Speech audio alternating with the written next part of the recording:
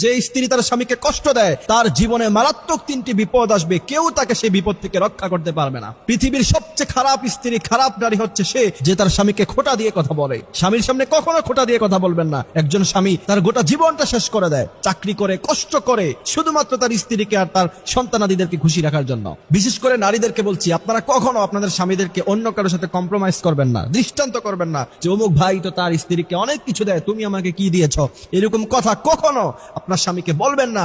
কারণ যদি বলেন সে হৃদয় এতটা কষ্ট পাবে, আর এই কষ্ট পাওয়ার কারণে মারাত্মক 3টি বিপদের মধ্যে আপনি সম্মুখীন হবেন, কেউ আপনাকে বাঁচাতে পারবে না। আম্মা জানা আয়েশা রাদিয়াল্লাহু তাআলা আনহা তিনি বললেন, আমরা সব সময় বিশ্বনবীকে বলতাম, ইয়া রাসূলুল্লাহ আপনি আমাদেরকে এটা দেন, আপনি আমাদেরকে ওটা দেন। বিশ্বনবী বলতেন, আমার সামর্থ্য নাই, দিতে পারবো না।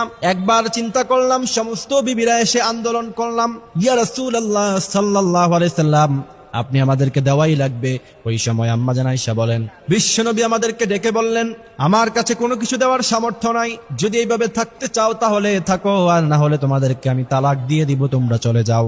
আম্মা জান আয়েশা বললেন, ওই সময় সমস্ত স্ত্রীরা বললাম, ইয়া রাসূলুল্লাহ ইয়া হাবিবাল্লাহ আপনি আমাদের কিছু দেওয়া লাগবে না, আপনি শুধু খালি আমাদেরকে স্ত্রীর মর্যাদা দিয়ে রাখেন, এটাই আমরা অনেক খুশি।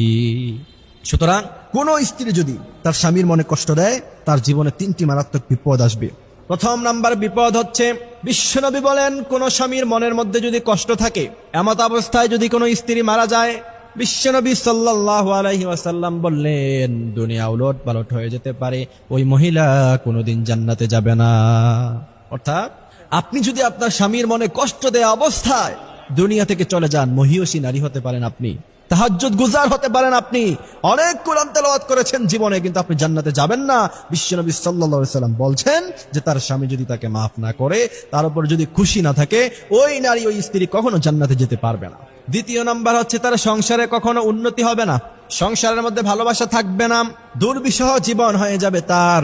স্বামীর মনে কষ্ট দিয়ে পৃথিবীর মধ্যে কোন নারী সুখী হয়েছে এমন কোন নজির আমরা পাই নাই। এজন্য বিশ্বনবী সব সময় তিনি বলতেন, স্বামীর মর্যাদা ইসলামে অনেক দেয়া হয়েছে, তবে আবার স্ত্রীর অধিকার আছে।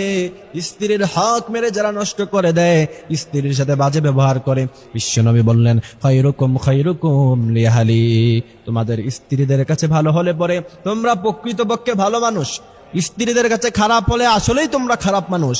এই জন্য দ্বিতীয় নাম্বার যে বিপদ আসবে সেটা হচ্ছে, তার সংসারে কখনো কোনোদিন উন্নতি হবে না। তৃতীয় নাম্বার যে বিপদ হচ্ছে, স্বামীর মনে কষ্ট দেওয়ার কারণে সে মুসিবতের মধ্যে পড়ে যাবে, অভাব অনটনের মধ্যে পড়ে যাবে। বিশ্বনবী সাল্লাল্লাহু আলাইহি সাল্লাম বড় স্পষ্টভাবে স্বামীর মর্যাদা সম্পর্কে কথা বলেছেন, এবং তিনি বলেছেন, স্বামীর মনে যারা কষ্ট দেয় তারা কবিরা গুনাহ করে।